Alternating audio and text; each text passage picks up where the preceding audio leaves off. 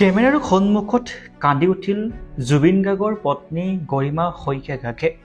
কি ভুলৰ বাবে আচলতে জুবিন গাৰ্গক চিৰদিনৰ বাবে হেৰুৱাবলগীয়া হ'ল, সকলোখিনি কথা খোলাকৈ ক'লে গৰিমা শইকীয়াগাগে।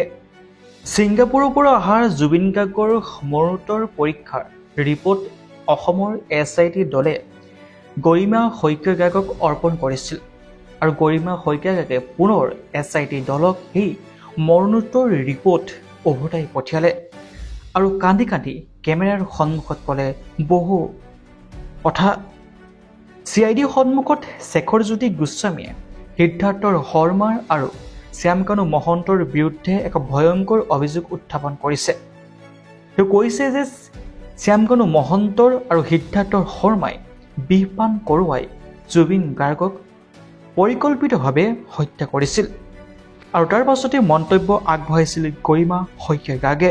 শেখৰে যদি জানিছিল সেই কথাটো ইমান দিনলৈকে কিয় লুকুৱাই থৈছে?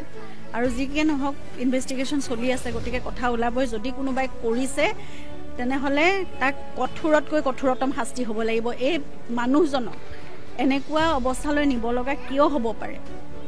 সকলোকে ইমান মৰম কৰিছিল মানুহজনে, অকল মৰমেই কৰিব জানিলে আৰু তাৰ বাহিৰে একো নাই। মোকো অকল শিকালে যে বিশ্বাসেই কৰা সকলোকে, আৰু সকলোকে আমি নিজৰ বুলি আঁকোৱালি লৈছিলোঁ। নিজৰ আছিলে, সকলো চব পৰিয়ালৰ আছিলে, সকলো ভাই ককাই চব মানে এটা পৰিয়াল আছিলোঁ। মোক সদায় কৈছিলে তেওঁলোক এক্সটেণ্ডেড ফেমিলি, তেওঁলোকৰ কাৰণে আমি চিন্তা কৰিব লাগিব, তেওঁলোকৰ পৰিয়ালৰ কাৰণে। সদায় সেইটোৱে কৰি থাকিলোঁ। আমাৰ লগত কি কৰিলে তেতিয়াহ'লে যদি এনেকুৱা কৰিছে? গতিকে কোনোবাই যদি কৰিছে নহয়, কঠোৰতকৈ কঠোৰতম শাস্তি যি হ'ব পাৰে তাৰমানে কৰক, দিয়ক। মই শেখৰজ্যোতি গোস্বামী এই ভয়ংকৰ অভিযোগৰ পাছতেই গৰিমা গাৰ্গ শইকীয়াই প্ৰথমবাৰৰ বাবে কেমেৰাৰ সন্মুখত মুখ খুলিছিল। তেওঁ কৈছিল জুবিন গাৰ্গৰ দৰে এজন মানুহ, যিজন মানুহে সকলো মানুহকে বিশ্বাস কৰিছিল, জোখতকৈ বেছি বিশ্বাস কৰিছিল, আনৰ কথা দিনে নিশাই ভাবিছিল। তেওঁ বাৰে বাৰে গৰিমা গাৰ্গ শইকীয়াক কৈছিল যে মানুহক বিশ্বাস কৰিবলৈ শিকা, মানুহে তোমাক উপকাৰ কৰিব। আমি সৰু পৰিয়াল, এই যে বাদ্যযন্ত্ৰ বজাই আছে, মেনেজাৰ, সকলোৱে পৰিয়ালবোৰ ডাঙৰ ডাঙৰ, তেওঁলোকৰ কাৰণে আমি চিন্তা কৰিব লাগিব। আৰু উল্লেখযোগ্য যে বহুত দিন ধৰি জুবিন গাৰ্গৰ স্বাস্থ্য অৱস্থা একেবাৰে বেয়া আছিল, কিন্তু তৎসত্ত্বেও জুবিন গাৰ্গৰ আশে পাশে টকাৰ সকলোৱে পৰিয়াল চলিবৰ বাবে জুবিন গাৰ্গে মঞ্চত গীত পৰিৱেশন কৰিছিল, বিভিন্ন ধৰণৰ দোকান শ্বপিং মল অপেনিং কৰিবলৈ গৈছিল কেৱল টকাৰ বাবে। কিন্তু সেই টকাৰ নিজৰ বাবে নহয়, জুবিন গাৰ্গৰ লগত কৰ্মৰত থকা কৰ্মচাৰীসকলৰ বাবেহে।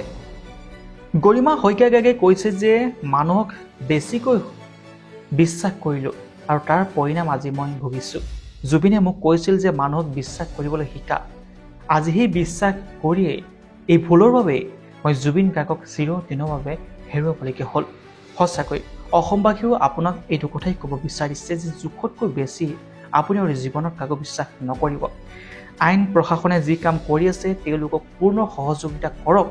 আপোনাৰ আশে পাশে থকাৰ মানুহেই হয়তো জুবিন গাৰ্গৰ ঘৰ শত্ৰু বিভীষণ বুলি যে কথাৰ এষাৰ আছে, তেনে শত্ৰুতাত পৰিণত হ'ল আৰু আপোনাৰ আশে পাশে থকাৰ মানুহৰ বাবেই আজি জুবিন গাৰ্গ আমাৰ মাজৰ পৰা, আপোনাৰ মাজৰ পৰা চিৰদিনৰ বাবে হেৰুৱাবলগীয়া হ'ল। কেমেৰাৰ সন্মুখত কান্দি কান্দি এনেদৰে মানুহক যে বিশ্বাস কৰাৰ বাবেই জুবিন গাৰ্গক হেৰুৱাবলগীয়া হ'ল, সেই কথাষাৰ কান্দি কান্দি চকুলো টুকি মন্তব্য আগবঢ়ালে। আপোনালোকে সেই সন্দৰ্ভত কি ক'ব? কমেণ্ট বক্সত কমেণ্ট কৰি জনাবলৈ নাপাহৰিব।